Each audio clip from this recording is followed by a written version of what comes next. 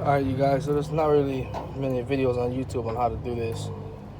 It's pretty much like K&N into piping. They have cheap eBay ones also. You gotta take the whole battery out and the brackets out. And this goes down into there.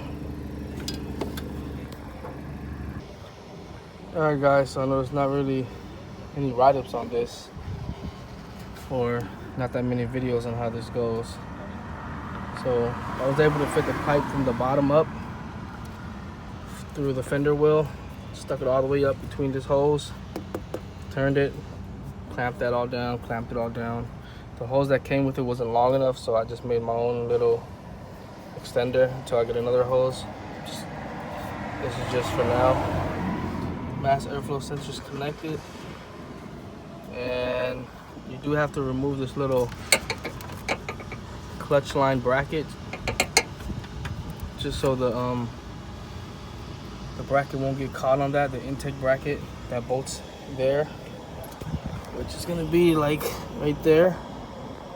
The intake comes out like here, and that's pretty much it.